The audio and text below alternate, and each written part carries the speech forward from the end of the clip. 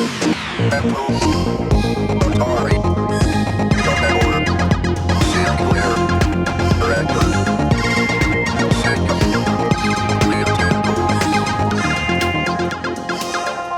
there, it's Chris and I'm at the Autoshow Kickstart event. It's September the 28th, 2025 and the weather is terrible. Yeah, it's September and September in the UK sometimes can actually be quite nice, but not this one. Been a little bit miserable today, but doesn't really matter, right? We're going to be inside. So let's turn you around and there we are. There's the sign, Kickstarter, and don't know if you can see that up there. There's the Autoshow sign, very cute. And here we are at the usual hall. It's actually the Amiga 40th birthday celebration today. So that's pretty cool. And there's a cake inside, so hoping to have a slice of that later. Nice cup of coffee. But let's get in there and have a quick look around. They're having a bit of a break at the moment. They're, most of the people actually gathered around a table. And they're having a game of worms. I was going to say then they're having worms. No, they're not having worms. They're having a game of worms. Okay, let's have a look inside. Oh, that's nice. It's a bit more cozy in here. So on the left here, we got an Amiga 500. And what is that? Lotus Esprit Challenge or something? I don't know. Oh, yeah, it is Turbo Lotus Turbo Challenge. Next to it, an Amiga 600 HD and Digital Retro Bay joypad or button. I don't know what that is. It's a kind of, I think it's a kind of joystick. I think I was having a chat with Dominic about that. And from what I remember, this is basically like a WASD keypad with 2 fire buttons, which is quite cool. It's an interesting thing. Over here we got a Mini MIG, which is one of these small factor sort of Amiga recreations, connected to a USB keyboard. Currently it's not really doing anything. And then here we've got his snack stash. Okay, let's have a look over here. This is where Chris Green sits. He's currently off adjudicating the Worms competition. And there, I think he's got a little mini Amiga again. Is it a vampire? It might be a vampire, is it?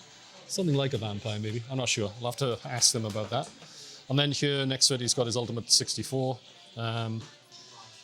So you can see through the case there, it's got all the, I think it's got dual SIDs in there, lurking inside.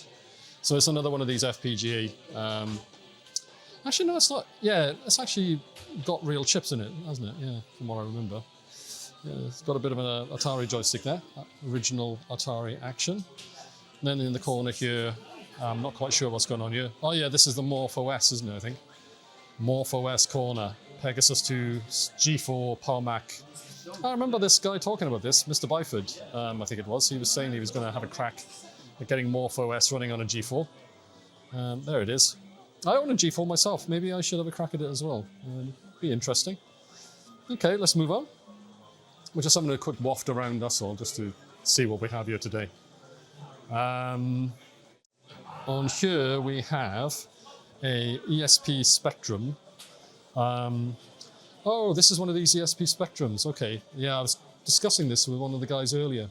So this is probably a hand-built Spectrum emulator. And as you can see here, it's pretty cool. You've got full HD out there. So, it's interesting. Okay, I'm kind of understanding what it is now. These projects turn up every now and again, and it's not easy to keep track, really, of what's going on with the Spectrum, the Amiga, the Apple II, you name it. So many different machines. And then here we've got an Amstrad 6128 Plus. That looks pretty sophisticated, doesn't it? Pretty cool. Pinball game. And then over here, this is actually, believe it or not, an Amiga 1200. I need to move this to actually show you quite what it is. So it's almost like a kind of desktop. It's got a sort of graphical display there for the audio, massive power button there.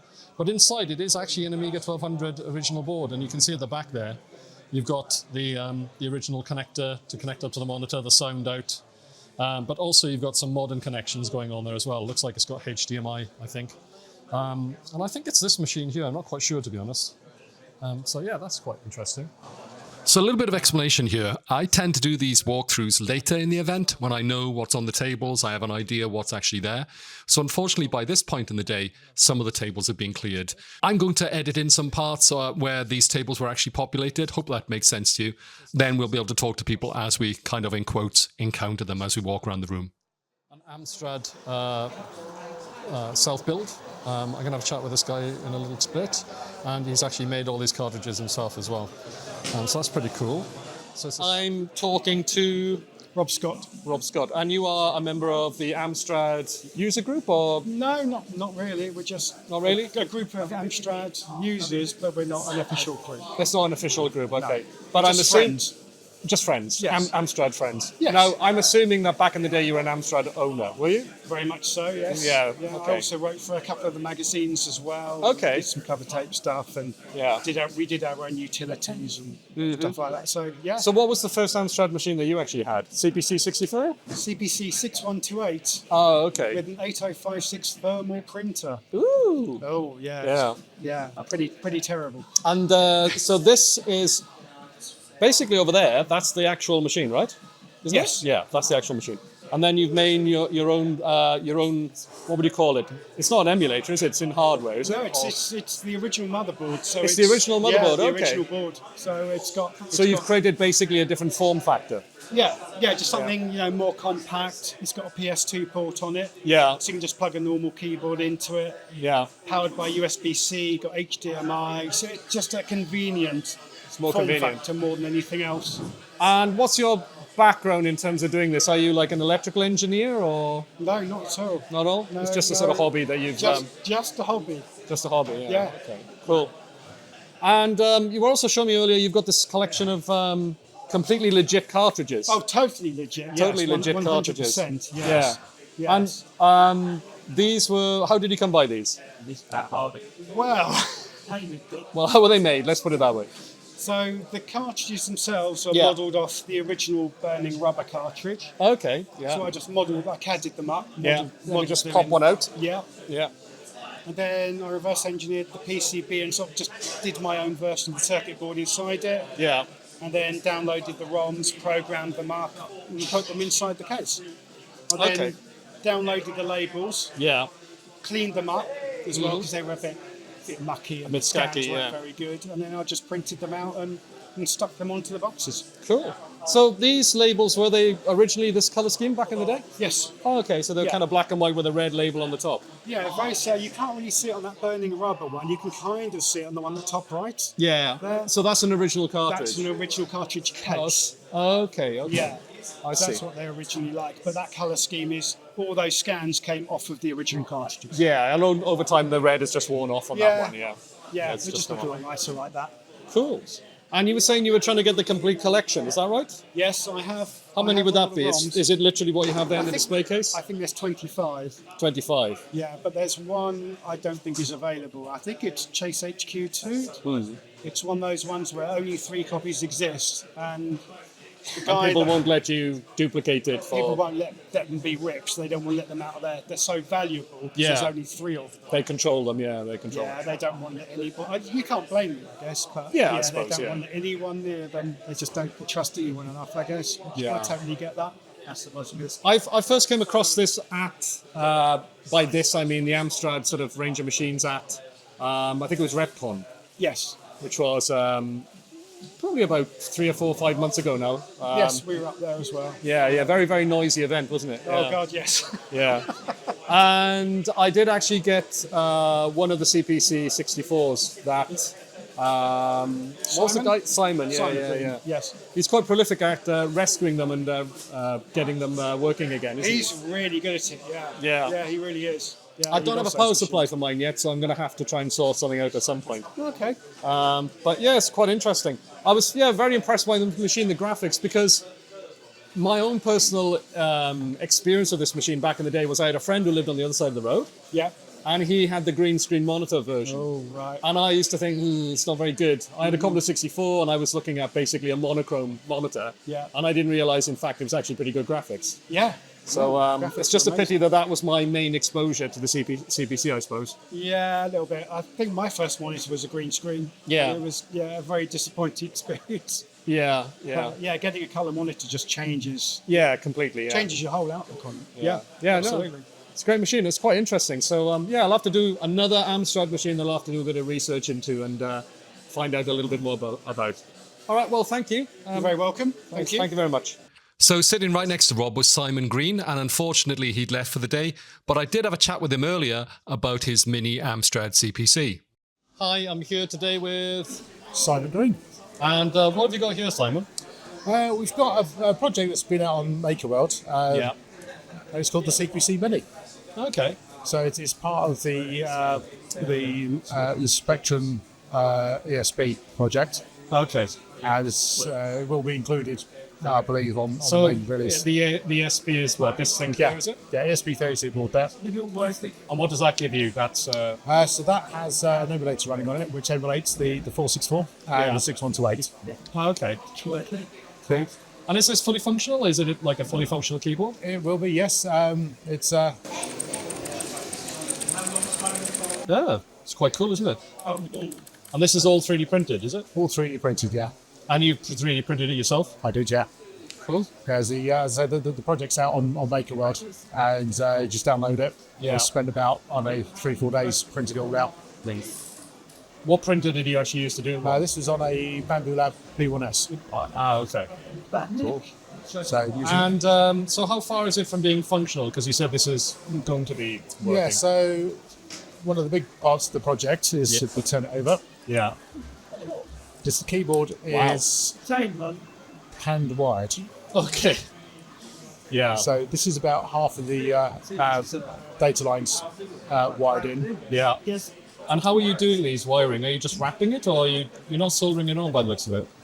It's wire wrapping to start with, and then once they are completed it all, I will then go around and solder everything up. You're going to put a little solder blob on every single one of Just them. to make sure it's all nice and tight. And is it repairable? Can you take these out if there's an issue?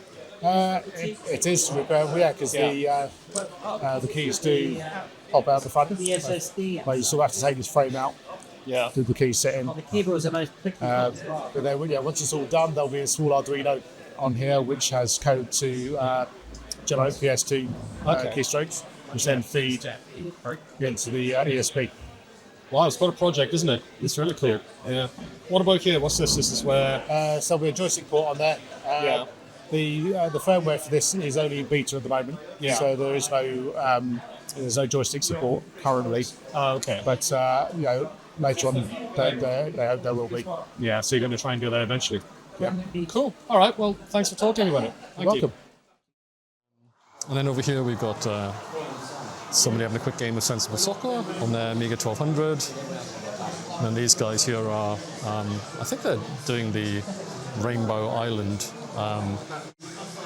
either practicing or competing in it on an Amiga 500 there. And we've got an Amiga 1200 in a pretty snazzy case with some LED lighting going on underneath there. Hopefully you can see that. It's pretty cool. And I'm really not sure what they're doing. And next to it you've got another Amiga 1200. Okay, well, it's a bit congested in the area around there, so what I think we'll do is we'll go over in this direction for a bit.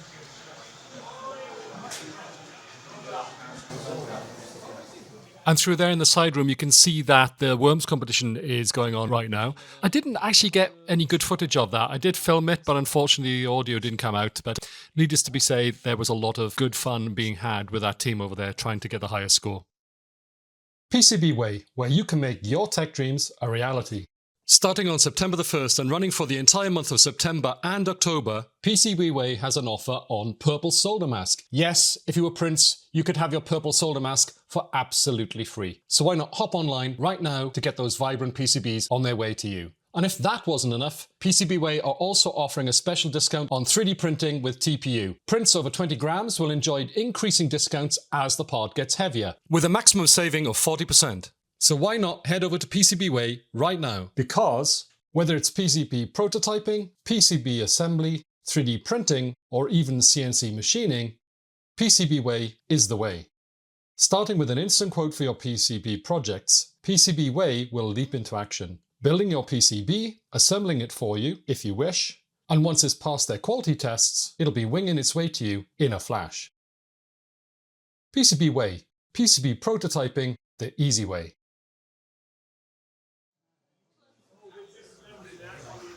So over here we got another Amiga 1200, and is that a banana for scale? Yeah, it is. We've got a scale banana there. It's quite funny. And then over here we got a mini Amiga, a real A600, but with a vampire in it, playing MP3 tunes and things like that on that. CD32 with a monster joystick next to it. And I was having a look behind you earlier at this scaler. So I'll talk about that in a little bit of a section. One of the fringe benefits I find of coming to these events is you find out about new hardware. So it's a GBSC Pro. I'll have to do a bit of research about this, but apparently it's pretty good. Costs about £70. You can get them on AliExpress. So I'll have to do a bit of research and see what this particular one offers. It's got a tiny little screen there, which I assume shows you different modes. So yeah, another thing to do research on AliExpress and see what features it offers. And also maybe watch some reviews on YouTube. Yeah, another bit of hardware to keep my eye on. Around here we have, I think this is a PC by the looks of it. Ah, got a digital keyboard there. That's pretty snazzy. Look at that. Digital. I'm not sure don't think it's a digital machine by the looks of it. No. Because they had their own sort of aesthetic going on. And then we got like a little mini Sony PlayStation as well. It's pretty cool. And then over here, there's a Spectrum and another ESP Spectrum. Okay, so I understand now what's going on. I was looking at these earlier, trying to work out what these were, and now I get it. It's one of these kit sort of machines. So I do like to turn up at the table of the things which are on sale a little bit earlier in the day, because otherwise you turn up later and there's nothing there. Everything's been snapped up. So I'm just having a look at what is free stuff. I'm assuming this isn't free. That would be a bit weird. Okay, so what's this? An Amstrad CPC 464 Plus on sale for £180. This is quite interesting, actually. Acorn Electron, £80. That is something I would buy. Except I've got too much stuff really, and I can't really fit any more stuff in the cabin. Can't really do that, so I will resist the temptation. And then down here we've got another one. Simon Green seems to be pretty prolific in terms of selling stuff. Another Amstrad CPC 464, fully refurbished, £100. I do actually have one of these, and I think I bought that from Simon. So yeah, that's something I don't really need for now. A little mini Commodore 64 case. Is that made by Lee? Yeah, Lee's having a bit of a 3D printing spree. We've got what's that, a CCTV camera, some kind of walkie-talkie. And then Lee was just explaining to me that he's made a little snack plate, which is quite interesting. It's got like a little lid here. How do you take it off? There we are. So you can put some nuts and stuff in there for your Commodore themed party, which is pretty funny. So he's selling that today. What else can we see? Oh yeah, he's also selling his 3D printer. So he has a Centauri Carbon, I think it's called, which is a really interesting printer. £300, it's absolute steal. I'm really thinking about getting one myself, and just have to wait a little bit until the funds have recovered. I'm going to get one, I think. But Lee is selling off his old Eligo printer here today. Up here, we have some more Amstrad CPC, Simon Green again. ZX Spectrum. Actually, this isn't actually an Amstrad. Because of the design language similarities, I find them very often, I get them confused. Then we've got another Amstrad, and this time it isn't actually an Amstrad 128K color personal computer. Somebody selling a DVD-ROM drive. Chris Green is selling his routers, which never seem to go. Eventually they will. There's TP-Link, another one was there. And then this is interesting, a TI-99. Make me an offer. Matt Ahrens. I would love to have one of those, but the problem is space. Always the problem. And then here we've got a translucent case for an Amiga 1200, and also an actual A1200, but with no badge on it, so we don't know how much that's actually selling for. And then there's a load of anti-static bags here, ready to go, and a monitor, HP monitor. Useful for retro stuff, I'm sure. And then up here, some more freebies. 4GB SSDs. Oh, interesting. Okay. I'll have a look at those. So there we are. Another interesting set of things on the table, and there's always some people looking out for a bargain. Okay, well, let's have a look up on the stage and have a look up here. I'm actually up here, so I won't dwell too much on where I'm sitting. Well, I'm up here. There's the Apple II rocking it. So I've got a little bit of a setup here today. Brought along a couple of Electronic Arts games. Bill Budge's Pinball Construction Set and Adventure Construction Set. These are both originals on the Apple II, from what I understand. And I do want to do a video on Electronic Arts and how, well, basically how they didn't suck back in the day. They were actually a very, very good company. And I was having a chat with Lee about it, and they were kind of like a hallmark of quality, I would say. Anyway, I brought along some cards. I've got my SCSI card, which I've had major problems with in my Apple II GS. And I've also got my serial card there. This is just to sort of demo those to people today, just to show how sort of configurable and expandable the machine is.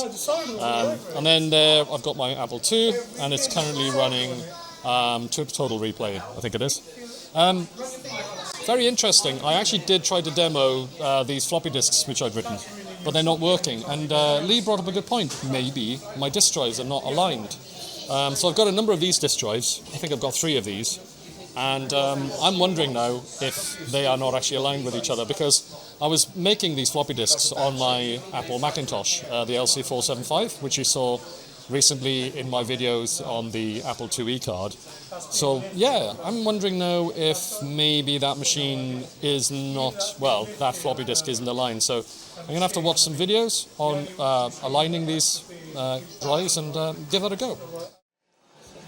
Got some guys sitting up here playing on this Amiga 1200, and then these guys here, they're trying to fix a plethora of Amiga 500s which have got problems. They arrive with problems, they still have problems, and they probably leave with problems.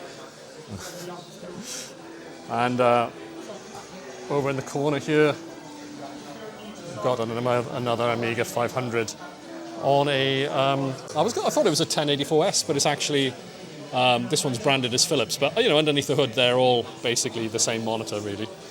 And then here, what do we have here? So this is the Ultimate 64. This one is, yeah. Yeah. Is it new, or have you had it for a while? I've had it for a while, yeah. Oh, okay. But this is related to the thing that they've just released, Commodore, the newly branded Commodore. Well, that's effectively like version 2, isn't it? Yeah. It's the same thing, I think, basically. Yeah. So, yeah, this one's the this is kind of like the original version of it. Yeah. It's the same thing inside, I think. It's basically the same, isn't it? Yeah. Is it good? Oh, yeah, well, it's the ultimate Commodore 64. Well, yeah, but surely theirs is even more ultimate now, maybe. Well, maybe not, maybe not, maybe We haven't not. seen it yet, have we? So What about the LED lighting there underneath? Did you do that yourself? I did, yeah. It's got like a header on it for an LED strip. Ah, I think, see. like, most people put them in the C64C case. Yeah. Whereas when you put them in the top, they Yeah. shine out the top. Quite often they'll have a transparent case or something like that. Yeah, well, Yeah. this just goes through the bottom there, so you just see it on the table. Yeah. I could only ever have a bread bin. Yeah. You're a bread bin person back in the day. I had a friend who had who actually did have a C, but that's because he was mental, and I think he put a screwdriver through his original one. Yeah, he was a very strange guy. I did have one. Yeah. Originally we had a bread bin, and then that got old and put to one side, and then when I got my first own computer of my own, Yeah. it was a C64C. Oh, okay. I didn't have any nostalgia attached to that. Yeah. I don't even know what happened to it in the end. Oh, really? It's the bread bin one. That is stuck in your memory, yeah. Yeah, I had a bread bin. I had one of the first Commodore 64s in the UK, definitely. Because basically what happened was, my Dragon 32 died. I got the money back, full refund, which was weird. I got 200 quid, and I went on my own to Swansea on the bus as about, when would it have been? I would have been 11, and came back with a Commodore 64 under my arm. Yeah. And there was no software on it, and it was really boring. And it took a while before, anything decent was released. Yeah. That's the early. That's what happens when you're an early adopter. Well, we weren't a particular early adopter in our house. But our first ever computer in the house was a BBC Micro. Yeah. From, from school and stuff like that. Yeah. So I guess the Commodore 64.4 later on was cheap. Yeah. BBCs were expensive. They were expensive, yeah.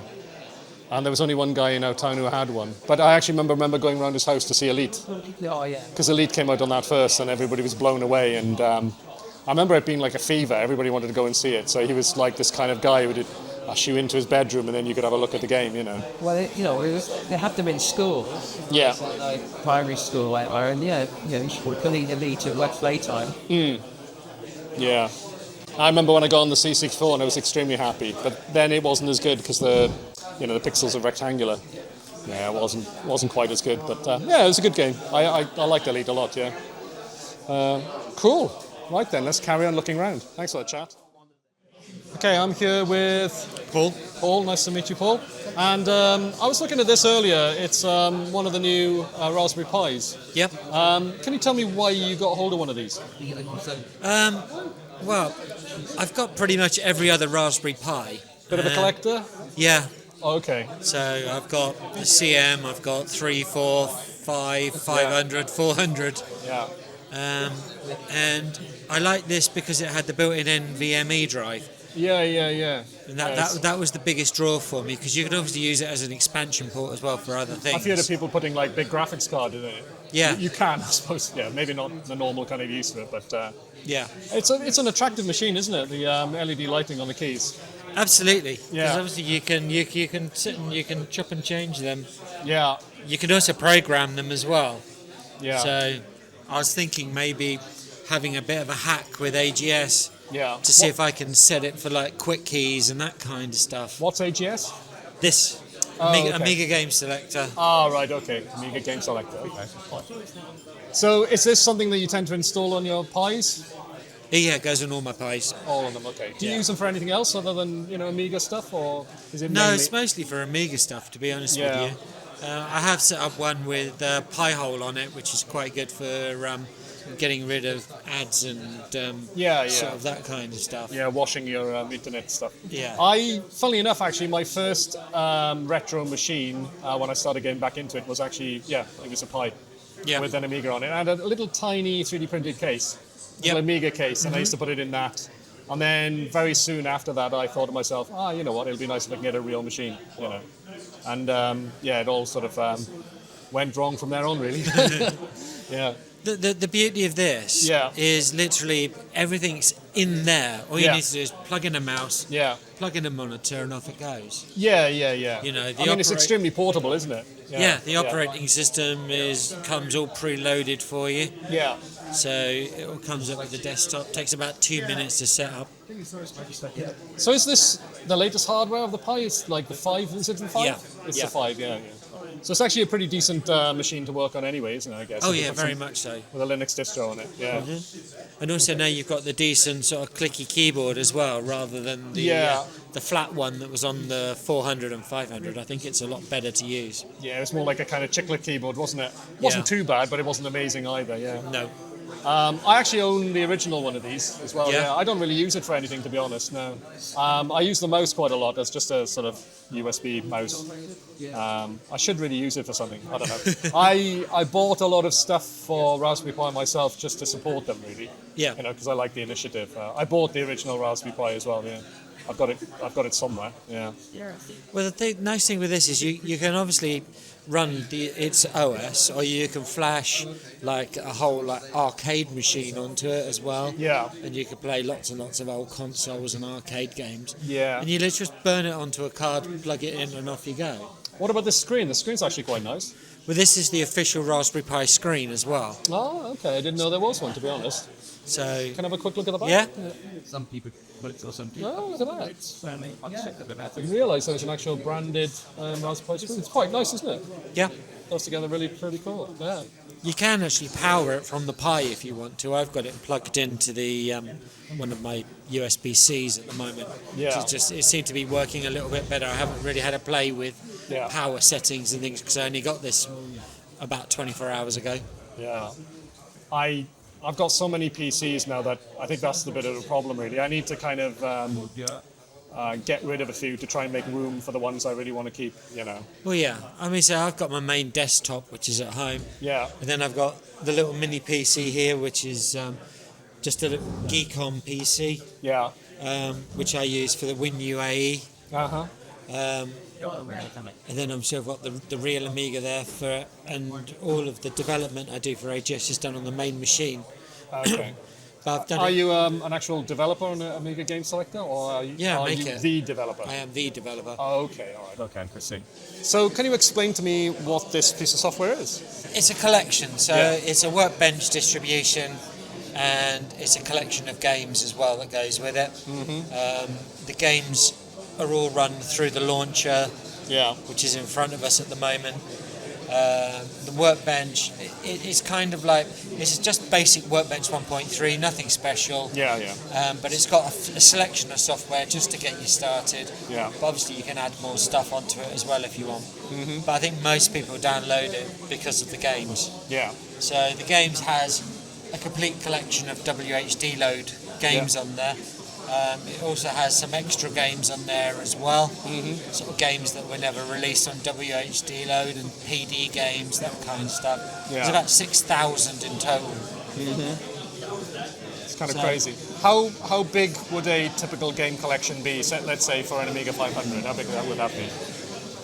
Well, AGS for an Amiga 500 will be Yeah. about 16 gig. 16 gig. Yeah. And you would be putting that on something like a compact flash, or... Yeah, you literally download an image, Yeah. burn it onto the compact flash, plug it in your computer and turn it on. Okay, that's cool. It's as simple as that. There's no messing about. Yeah, and that's like, it's basically got the Kickstart workbench, so it's all installed already. Everything's all ready to go. Yeah, it's just an OS really with everything built in. That's really Yeah. nice. And what about AGA games? I can see it says AGA there. Yeah. This is the AGA version, and it's running on your own 1200, right? That's right. So natively running on real hardware. Yeah. Yeah. So the difference between this one and the ECS, this is using a nice 256 colour screen. Yeah. Has all the AGA games. The ECS version runs on a 16 colour screen. Yeah. Obviously doesn't have the AGA games, which is obviously why it's quite a lot smaller. Uh-huh. But yeah, you literally just pick a game that you want to do. I don't know, let's play James Pond 2. Yeah. You just pick it. Obviously it shows you the nice in-game screens. You get a bit of a thumbnail there, don't? Well, it's Yeah. a massive preview, yeah. And some box art. You literally just press enter. You can use your controller to control it as well. And you sit there.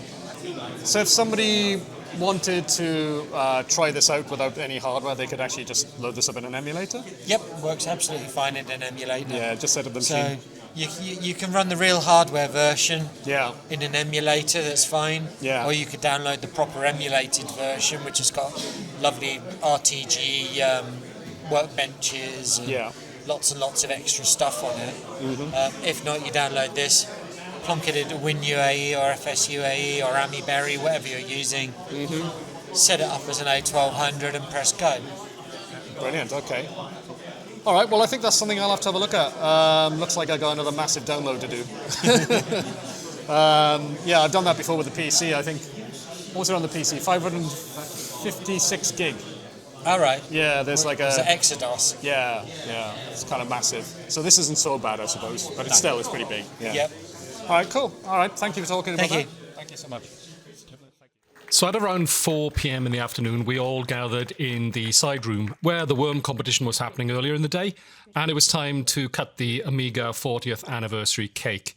So Chris Green did the honours and the cake was cut. And so then we moved on and various trophies were given out for various things that were going on during the day, such as the Worms competition. And also there was a Best Machine of Event prize given. I was quite surprised, actually, that it was given to Vinny. No offence to Vinny. I personally felt that on this occasion, the other machine that I showed earlier, the A1200, which was in a sort of rack mount, possibly should have won. But at the end of the day, the discretion goes down to Chris Green and a well-deserved win for Vinny there. I'll show you that machine in a second. But before we finish off here, David Pleasance actually gave a little bit of an update to us on new developments on the official Commodore Ultimate computer. So let's just have a listen to what he has to say. What we're concentrating on now is, as you know, we launched the 3 different models of the 64, and the sales have gone through the roof, and we've sold over 10,000 pieces, which is incredible, considering that we think 85% of the community don't even know yet that we've got the company back. Yep. So what we're concentrating on doing right now is making sure that we can deliver those products before Christmas, which is a bit of a challenge, but we think we're going to do it. Perry and Alex were actually in China 2 weeks ago, and I don't know if you've seen the video, but Perry actually put the switch in the very first 64 that came off the production line, and that's a major difference, because there was never anybody from the previous Commodore management that would ever go to a factory. I mean, it would be unthinkable. So it just shows you that that Commodore is now in the hands of people who really love it and care for it.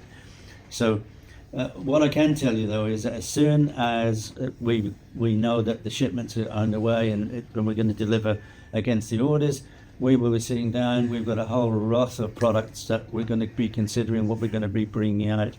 But we'll be sitting and designing a roadmap, what products, when, by whom, and so on and so forth. The one thing I can tell you is that something that we have to do, whether you like it or not, and one of the reasons why Commodore failed in the past is we are going to license people who make things for Commodore or Amiga. We're going to license them if they want to use our logo, and we will charge them a license fee, 6.4% of the wholesale price. The reason for this is that this money, whatever money comes in, will be fed into R&D, because we are an R&D company. Without R&D, we don't have anything, and I think we all agree on that. So we will be doing that, but we've got people already signed up who are going to be quality controlling to make sure that we don't endorse anything that isn't up to scratch. So the quality will be good. But if you consider, for example, let me give you a great example. In 1992, I think it was, there were 13 Amiga dedicated magazines in the UK with an audited circulation of 680,000 magazines, and they never paid a penny royalty, not one penny. Now that's ridiculous. They were living off our name. We wouldn't be asking for a lot of money, but maybe it was 10 pence a copy or something. That because they made their living out of it. Can you see what an opportunity that was missed? Well, and why Commodore ended up going bankrupt? Because they were not getting revenues in from things that they should have done. I mean, I'm not sort of endorsing just money for on the rope, but I think anybody who is making a living out of on the back of us should be paying something. So that I can tell you is definitely happening. But it's all I can say is that it's in the hands of people who really care. And I have to be honest with you, there isn't a day goes by that I don't get a Facebook message or many from people I don't even probably know. They're on my Facebook friends list. I think I've got 4,700. I probably know 300 people of that. But the day does not go by when I don't get a message in saying, we've just found out about Commodore, we're really pleased you're still involved. Is there anything we can do to help? And that's coming every day. I mean, it's back in the community. We are the people who care. It's in good hands. And what I will say is that don't be backwards in coming forwards. If you've got ideas for something that you think we need your input. We want your input. We don't want to produce stuff that nobody wants. Do you remember this thing called the Plus 4? In a million years ordered that. I sold the world's inventory for 99 quid, and it was designed to sell for 399 pounds. So we're not going to be doing things like that. But we want to know, what is it you want? Let us know. Don't be backwards in coming forwards and saying, can you do this? Is this possible? Because if anything is feasible and it's doable, and we want it, why wouldn't we? Absolutely. It's great. Thank you very much, David. So it's been announced that this is the winner of Machine of the Event. And this is Vinny's A1200, and it's Alicia. Down here, you can see the specs for it. This is actually the logic board for it, which I must admit, I looked at this earlier and I couldn't quite reconcile the two things, because obviously it's got lots of electronics in front of it. Well, that's the logic board. Oh, look at that. And there's a mouse pad as well with it. So it's an interesting small form factor Amiga. It's an Amiga 1200 in a little box there, and you can see it's got PCM CIA on the back for storage. Looks like it's got VGA out. And yeah, it's interesting. So let me just film this for you so you can actually see the specs there. If I can get that to focus for you. There you go. Yeah, so at this event, Vinny was victorious. And as you can see there, it's playing, what is it, The Last Samurai? A little bit of controversy. There's the trophy there. Because Richard also built a really, really cool A1200. Some say it should have won, but you know, there's always going to be some kind of controversy about these things. But yeah, it's actually a really cool machine. So I just thought, come over here and give Vinny the respect for winning the machine of the event. Hi, I am with Humongous. Humongous, okay. And this is your A1200? Yes, Re-Amiga 1200. And can you explain to me exactly what you've done here? There's PyStorm here. Yeah. Firstly, maybe that's fractal focus G case, and I made special panel for that in the base, Yeah. which was possible thanks to that. Put Amiga 1200 inside. I adapted this case specifically for Amiga 1200. Also, Amiga 600 will fit in that. Okay. And is this an original Amiga 1200 board, or is this like a new creation? Recreation, that's Re-Amiga 1200. PCB was recreated by John Hertel. Okay. So it's a Re-Amiga, okay. What is this, for instance, here? What's this particular board? Protec or Open Flops, I think it's called. Oh, okay. Like floppy drive. Yeah, yeah. And then on the front of the machine, you've actually got the interface for it there. Okay, that's cool. What else have you got in here? You got, what's this? That's SFX power supply unit. It's modern solution. I created special controller board to make possible to use it just with push button. And as you can see, there's a couple extra connector for floppy drives or fans. Oh, okay. As accelerator, I've got here PyStorm. So that's what that is there with the fan on it. It's a PyStorm. Yes, the extra cooling. Okay. Down the bottom there, you've got PCI CMA card here for the, and that gives you what? Extra storage? Extra storage and easy transfer from PC. I can transfer easy files. Yeah, you can take... Same like compact flash. Compact flash, yeah. And you also have a compact flash as well? That's as a hard drive. That's a hard drive, okay. So this is what, sort of permanently in the machine, or both of these are removable? You can take both of them out, yeah? I can remove both of them, yeah. Okay. And down here you've got a hard disk? No, that's just storage. I printed extra box and I can store stuff like cards or maybe some tools. Oh, okay. Yeah, because you don't but really need it. But obviously you can install standard hard drive here if you like sound of of original. You want the spinning Rust hard drive. Cool. Okay. And I'm using here special controller for mouse and keyboard. That's one of these. That's called KeyVM. Yeah. Mouse keyboard controller. It supports modern devices like USB keyboards and mouses. So you can use it with everything modern, everything mouse and keyboard as well. Obviously, you need a USB hub to support connecting two devices at the same time. Cool. All right. Well, thank you for showing us that. Thank you very much. Thank you. And with that, the day drew to a close. I must admit, it was a tiring day for me. The previous day had been my 23rd wedding anniversary, and I was just a smidge hungover. I was really quite hungover. So I was glad to start packing up in my Apple II area and make my way back home. Anyway, hope you enjoyed the video, and if you did, make sure you subscribe, like the video, and hype us if you can as well. That being said, see you in the next video. Take care.